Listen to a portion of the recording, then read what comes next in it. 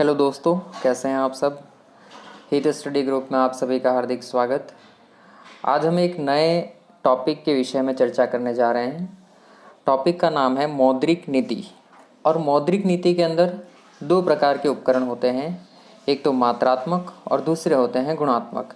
तो आज हम मात्रात्मक जो उपकरण हैं, मात्रात्मक जो उपाय हैं, उनकी चर्चा करेंगे। इससे पहले ये जान लेते हैं कि मौद्रिक नीति होती क्या है। सबसे पहला पॉइंट है, अर्थव्यवस्था के संचालन के लिए दो प्रकार की नीतियाँ होती हैं। किसी भी देश की इकोनॉमी को सही तरीके से संचालित करने के लिए दो प्रकार की पॉलिसी होती है। एक पॉलिसी होती है मॉनेटरी पॉलिसी, मौद्रिक नीति, और दूसरी पॉलिसी होती है फिस्कल पॉलिसी, जिसको अपन कहते हैं राजकोषीय नीति। अब मौद्रिक नीति क्या काम करती है और राजकोषीय नीति का क्या काम होता है। यदि मौद्रिक नीति की बात करें तो मुद्रा की आपूर्ति पर जो नियंत्रण करने का काम है, मनी फ्लो को कंट्रोल करने का काम है, वो करता है देश का केंद्रीय बैंक। और देश का केंद्रीय बैंक कौन सी नीति के द्वारा करेगा इसको कंट्रोल? मॉनेटरी पॉलिसी के द्वारा। दूसरा होता है राजकोषीय नीति। यदि वित्तीय प्रबंधन करना है, सरकार के खर्चे एवं टैक्स की दरों का एडजस्टमेंट जिस नीति के अंतर्गत किया जाता है, उसे अपन कहते हैं राजकोषीय नीति, फिस्कल पॉलिसी। ये फिस्कल पॉलिसी कब चर्चा में आई? तो हम देखते हैं कि घाटे की अर्थव्यवस्था या घाटे की वित्तीय व्यवस्था का नाम आपने सुना होगा। तो जो डेफिसिट फिनेंसिंग होती है, जो किन्स की इकोनॉमी की देन है, किन्स इकोनॉमिक्स की देन है। अब केन्सियन अर्थशास्त्र आने के बाद में ये वर्ड बहुत ही ज़्यादा चर्चा में आया था, और यही रीज़न है और यही अर्थशास्त्र है, जो केन्सियन इकोनॉमिक्स है, वही इस राजकोषीय नीति को प्रमुखता से प्रस्तुत करता है। इससे पहले हम देखते हैं कि जनरली मौद्रिक नीति के जरिए ही इकोनॉमी को संचालित करने का काम किया जाता था। तो जब मौद्रिक नीति से ही इकोनॉमी को संचालित करते थे तो उसे कहा जाता था मौद्रिकवाद। तो हमने अभी चर्चा क्या की कि किसी देश की अर्थव्यवस्था को संचालित करने के लिए दो प्रकार की नीतियाँ होती हैं। पहली नीति होती है मौद्रिक नीति, जो उस देश के केंद्रीय बैंक के द्वारा जारी की जाती है, जैसे भारत में भारतीय रिजर्व बैंक के द्वारा जारी की जाएगी। दूसरी नीति होती है राजकोषीय नीति, जो कि उस देश की सरकार के द्वारा जारी की जाती है। दो कॉन्सेप्ट हैं, दोनों को अच्छे तरीके से समझ लीजिए।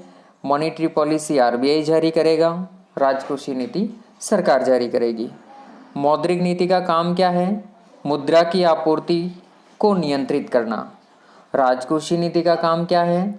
वित्तीय प्रबंधन करना, सरकार के खर्च और टैक्स की दरों में एडजस्टमेंट करना। यहाँ तक क्लियर है। अब आगे का जो अपना चैप्टर शुरू होता है वो है मॉनेटरी पॉलिसी। अब मॉनेटरी पॉलिसी पढ़ते हैं इससे पहले भी हमारे दिमाग में क्वेश्चन आता है कि आर्थिक प्रबंधन के लिए कौन सी नीति कारगर साबित होती है, या कौन सी नीति मुख्य रूप से काम करती है। तो जनरली अभी हम देखते हैं कि जो फिस्कल पॉलिसी है उसका व्यापक असर पड़ता है अर्थव्यवस्था पर। तो फिस्कल पॉलिसी के द्वारा ज़्यादा कंट्रोल किया जा सकता है। आज की जो पॉलिसी जो हम पढ़ने जा रहे हैं वो है मॉनेटरी पॉलिसी, मौद्रिक नीति। अब मौद्रिक नीति क्या है? किसी अर्थव्यवस्था में मुद्रा के प्रवाह को नियंत्रित करने वाली नीति मौद्रिक नीति है। कौन जारी करता है? उस देश का केंद्रीय बैंक, जिस देश की वो पॉलिसी है। जैसे भारत के अंदर बात करें तो भारत के अंदर कौन जारी करेगा? रिजर्व बैंक करेगा। यहाँ तक क्लियर कि मौद्रिक नीति जारी कौन करेगा, नंबर एक, और मौद्रिक नीति का काम क्या होता है। अगला देखिए कि मौद्रिक नीति के उद्देश्य क्या है, इसके ऑब्जेक्टिव्स क्या क्या हैं। पहला ऑब्जेक्टिव देखिए कि मुद्रा के प्रवाह को नियंत्रित कर मुद्रास्फीति और अवस्फीति को नियंत्रित करना, इन्फ्लेशन और डिफ्लेशन को कंट्रोल में रखना। दूसरा काम, मौद्रिक प्रणाली में मुद्रा का प्रवाह कर्जदार और जमाकर्ता के बीच होता है, और ये कार्य वित्तीय संस्थाओं के द्वारा किया जाता है। फाइनेंशियल जितने इंस्टीट्यूशंस हैं वो ये काम करते हैं कर्ज देने का और लेने का। तो इस समय जो बैंकिंग प्रणाली है उस पर पूरा का पूरा जो कंट्रोल होता है वो किसका होता है? रिजर्व बैंक ऑफ इंडिया का।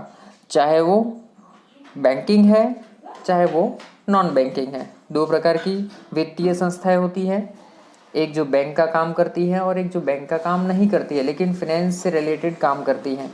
जैसे हम LIC की बात करें, NBFCs हैं, तो एक बैंकिंग संस्था होती है और एक NBFCs होती हैं।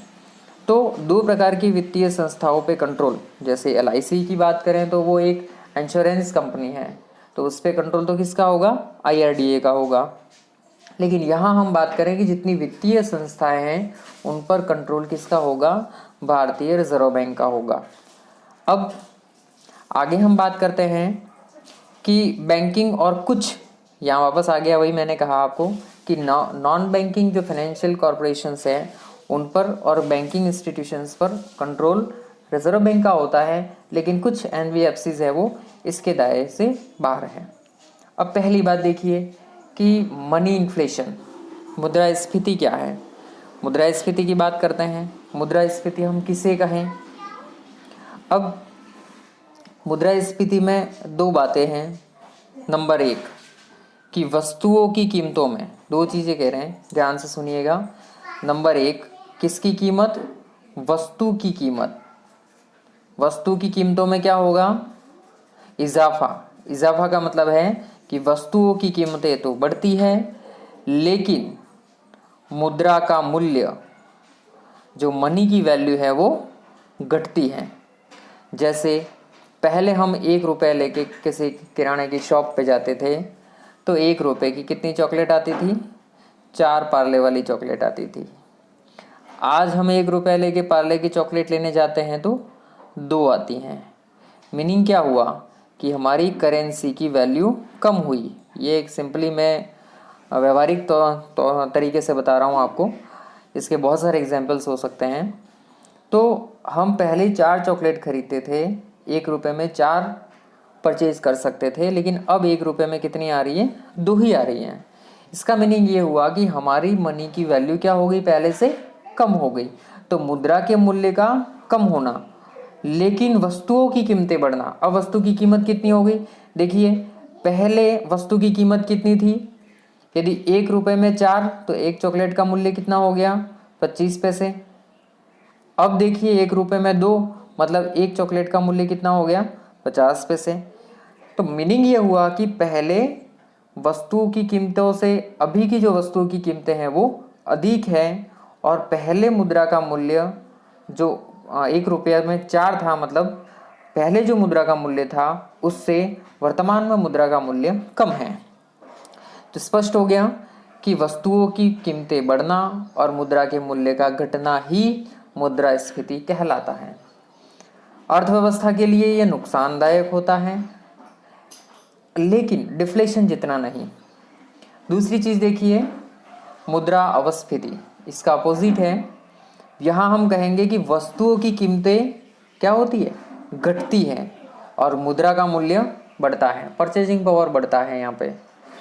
अब इससे क्या होगा? देखिए जैसे वस्तुओं के मूल्य में कमी होगी तो क्या होगा? बेरोजगारी बढ़ेगी। क्यों बढ़ेगी? मुद्रा की कीमतें कम हुई, परचेजिंग पावर है, लेकिन लोगों के पास में पैसा नहीं है, लोगों के पास में मनी नहीं है। मार्केट में मुद्रा की मात्रा कम है। मुद्रा की मात्रा कम होती है तभी उसकी वैल्यू अधिक होती है। ये तो आप सभी जानते हैं कि जिसकी मात्रा जितनी ज़्यादा होगी उसका मूल्य उतना कम होता है। जैसे हम देखते हैं कि पहले हमारे पास में, हम जब स्कूल टाइम में स्कूल जाते होंगे उस समय हमारे पास में 2 जोड़ी स्कूल ड्रेस होती होगी, स्कूल की यूनिफॉर्म, और हमारे पास में मेहमान जाने के लिए 2 या 3 ड्रेसेस होती होगी। उस समय हमारे लिए वो 2 से 3 ड्रेसें हैं वो बहुत ज़्यादा वैल्यू रखती थी।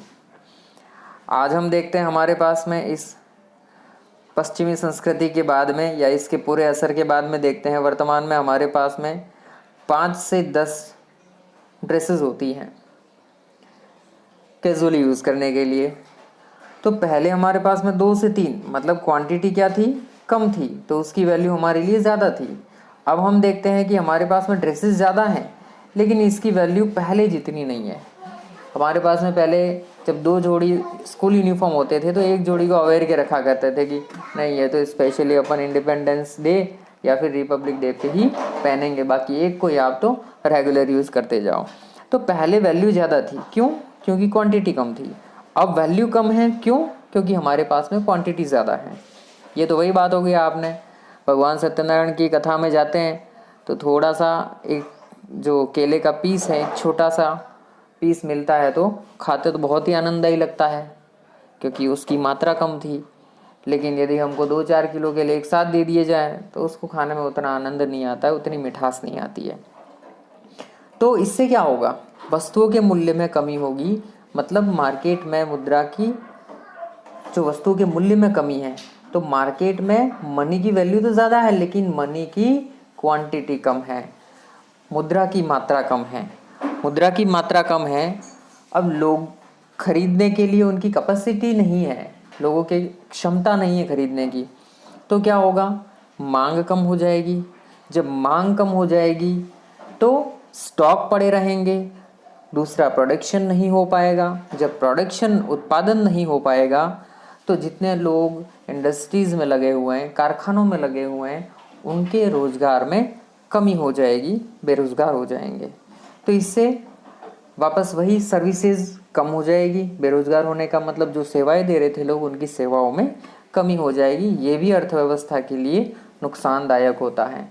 यदि पूछा जाए कि मनी इन्फ्लेशन और डिफ्लेशन में से ज़्यादा नुकसानदायक कौन सा होता है तो डिफ्लेशन होता है, मुद्रा अपस्फीति होता है। आगे देखिए कि अर्थव्यवस्था के लिए नुकसानदायक क्यों। वही बात जो अपन ने आगे चर्चा करी थी वही की वही है कि किसी भी वस्तु के उत्पादन की एक निश्चित लागत होती है।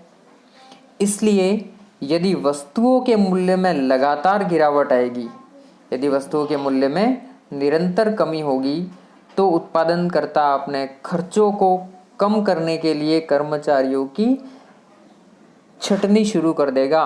इसकी छटनी होगी मतलब कर्मचारियों को कम करना शुरू कर देगा। इससे बेरोजगारी बढ़ती जाएगी और वस्तुओं की गुणवत्ता भी कम हो सकती है।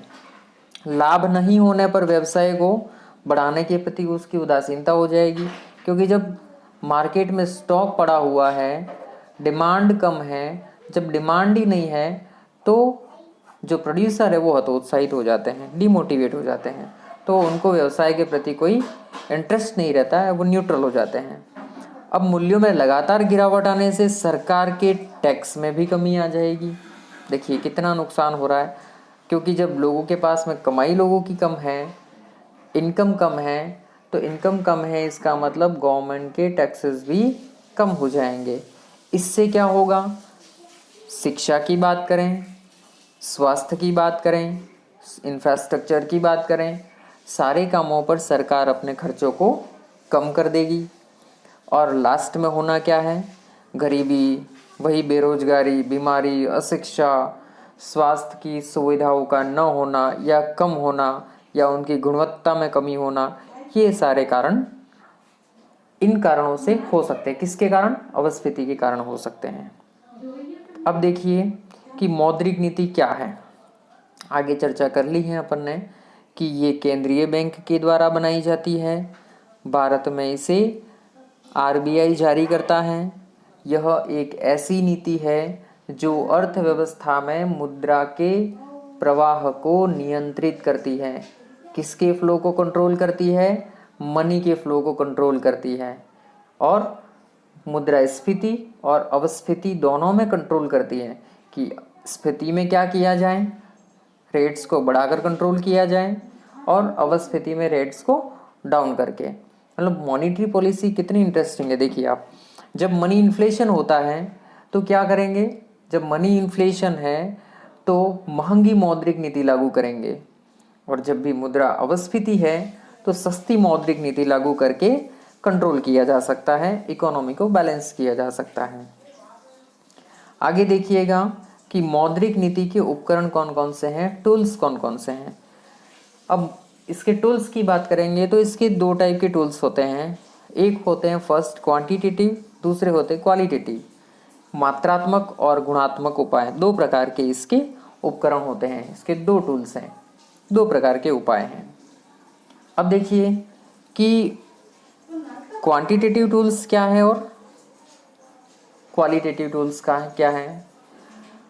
अब इस वाले चैप्टर में सिर्फ अपन एक ही चर्चा करेंगे कि क्वांटिटेटिव टूल्स क्या क्या है, मात्रात्मक उपकरण क्या क्या है। तो जब मात्रात्मक उपकरणों की बात करते हैं तो यहाँ पे हम पढ़ेंगे सबसे पहला जो टूल है वो है रिजर्व रेशियो, RR, आरक्षित अनुपात क्या है। अब आरक्षित अनुपातों की बात करें तो आरक्षित अनुपात दो प्रकार के होते हैं। कौन कौन से? पहला होता है CRR, कैश रिजर्व रेशियो, और दूसरा होता है स्टैचुरी लिक्विडिटी रेशियो, SLR। तो आरक्षित अनुपात कितने होते हैं? दो होते हैं। कौन कौन से? CRR और SLR। तो नंबर 1 लिखिए, मात्रात्मक उपाय में नंबर 1 हो जाएगा आरक्षित अनुपात। आरक्षित अनुपात के दो हिस्से हो जाएंगे, CRR और SLR। CRR मतलब होता है नकद आरक्षित अनुपात और SLR का मतलब होता है सांविधिक तरलता अनुपात। अब देखिए पहली जो फर्स्ट टाइप है उसको देखते हैं अपन, CRR को, कैश रिजर्व रेशियो, नकद आरक्षित अनुपात किसे कहते हैं। दोनों को एक साथ अपन देखेंगे कि CRR और SLR में क्या डिफरेंस है। पहला देखिएगा CRR, जब जो शेड्यूल बैंक्स हैं उनकी सकल जमाओं का कुछ अमाउंट, कुछ रुपया रिजर्व बैंक के पास में कैश रूप में रखना पड़ता है, नकद रूप में रखना पड़ता है। ये नकद आरक्षित अनुपात है। मतलब जो जितनी अनुसूचित बैंक है, जो व्यापारिक बैंक है, उनको अपनी सकल जमाओं का कुछ हिस्सा, कुछ भाग रिजर्व बैंक के पास में नकद रूप में रखना पड़ता है। इसे ही अपन क्या कहेंगे? नकद आरक्षित अनुपात कहेंगे, CRR कहेंगे। अब इसकी अधिकतम और न्यूनतम सीमाओं की बात करें तो यदि वर्तमान में CRR कितना है, तो अभी लेटेस्ट में बता दूं कि CRR 3% है। इसके अंदर 4 लिखा है, इसको काट ले आप। वर्तमान में ये 3% है। ये हर जो बाय मंथली रिपोर्ट्स आती है उसमें चेंज होता रहता है। इससे आपको यदि अपडेट्स लेने हैं तो रिजर्व बैंक की साइट से आप करेंट्स रेट पे जाके अपडेट ले सकते हैं हर 2 महीने में। तो इसकी जो ये रेट्स हैं वो हमेशा चेंज होती रहती है। अब होता क्या है कि क्या इन बैंकों को जो अपना CRR रखा है रिजर्व बैंक के पास में, इस पर कोई ब्याज मिलता है या नहीं मिलता है। तो इस पर इनको कोई भी ब्याज प्राप्त नहीं होता है। क्लियर हो गया। नकद आरक्षित अनुपात किसे कहेंगे? तो अनुसूचित बैंक जितनी भी है वो अपनी सकल जमाओं का कुछ नकद भाग रिजर्व बैंक के पास रखती है या रखना पड़ता है, मैंडेटरी है, वो उन्हें रखना पड़ता है, तो उसे अपन नकद आरक्षित अनुपात कहेंगे। और इस पर रिजर्व बैंक ऑफ इंडिया इन्हें किसी भी प्रकार का ब्याज नहीं देगा। दूसरा देखिए SLR क्या है, वही बात थोड़ा सा चेंज कि अनुसूचित बैंकों को सकल जमाओं का कुछ हिस्सा स्वयं अपने पास, उस बैंक के पास ही नकद या तरल या गवर्नमेंट सिक्योरिटीज के रूप में, सरकारी प्रतिभूतियों के रूप में रखना अनिवार्य है। इसे ही अपन कहेंगे SLR। तो ये मैक्सिमम 40% तक हो सकता है। वर्तमान में ये यहाँ पे काट दीजिएगा आप, 21.25 नहीं है, ये वर्तमान में 18% है। अब इन पैसों पर बैंकों को कुछ ब्याज मिलता है। देखो जो रिजर्व बैंक के पास रखा है उस पर तो कोई इंटरेस्ट नहीं मिलता है, लेकिन इस पर कुछ इंटरेस्ट मिलता है। तो बात क्लियर हो गई आपके दिमाग में कि एक तो होता है CRR और दूसरा होता है SLR। मात्रात्मक उपाय में पहला उपाय पढ़ा अपन ने आरक्षित अनुपात। आरक्षित अनुपात दो प्रकार के हैं, CRR और SLR। CRR का मतलब होता है कि अनुसूचित बैंकें अपनी सकल जमाओं का कुछ हिस्सा नकद रूप में भारतीय रिजर्व बैंक के पास रखती है, तो उसे CRR कहेंगे। जबकि अनुसूचित बैंकें अपनी सकल जमाओं का कुछ हिस्सा नकद या तरल या सरकारी प्रतिभूतियों के रूप में स्वयं अपने पास रखते हैं, उसे सांविधिक तरलता अनुपात कहा जाता है। अब ये आरक्षित अनुपात मनी इन्फ्लेशन और मनी डिफ्लेशन को कंट्रोल करने में कैसे काम करते हैं, उसको देखिएगा यहाँ पे थोड़ा, कि कैसे ये जो रिजर्व रेशियो